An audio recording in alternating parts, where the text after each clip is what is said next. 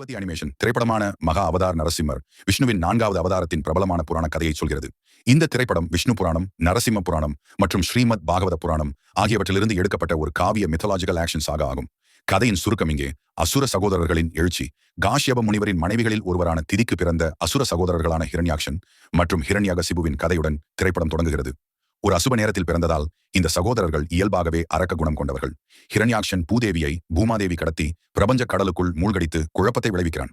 வராக அவதாரம். பூமியை காப்பாற்ற விஷ்ணு பகவான் ஒரு மாபெரும் பன்றியின் வடிவமான வராக அவதாரம் எடுத்து ஹிரண்யாக்ஷனுடன் ஒரு கடுமையான போரில் ஈடுபடுகிறார். வராகர் பூதேவியை வெற்றிகரமாக காப்பாற்றி அசுரனை கொள்கிறார். ஹிரண்யகசிபுவின் பழிவாங்கும் சபதம். தன் சகோதரனின் மரணத்தால் கோபமடைந்த ஹிரண்யகசிபு விஷ்ணுவை பழிவாங்க சபதம் செய்கிறான். பிரம்மாவிடமிருந்து ஒரு சக்தி வாய்ந்த வரம் பெறுவதற்காக அவன் கடுமையான தவம் செய்கிறான்.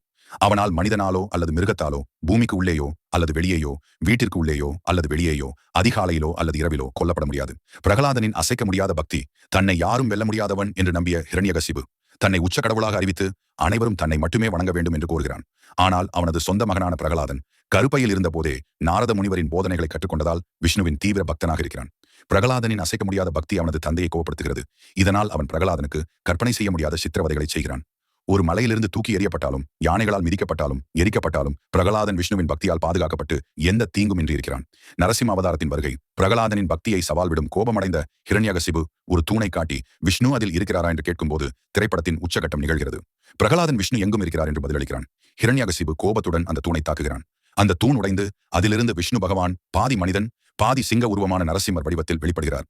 அசுர மன்னனின் அழிவு. நரசிம்மர் தனது பயங்கரமான உருவத்துடன் அசுரனின் வரத்தின் நிபந்தனைகளை காப்பாற்றிக் கொண்டே ஹிரண்யகசிபுவை கொள்கிறார். அவர் அசுர மன்னனை தன் தொடையின் மீது பூமியிலோ அல்லது வெளியேயோ இல்லை வைத்து அரண்மனையின் வாசலில் நின்று உள்ளேயும் இல்லை வெளியேயும் இல்லை, அந்தி நேரத்தில் பகலும் இல்லை இரவும் இல்லை கொள்கிறார்.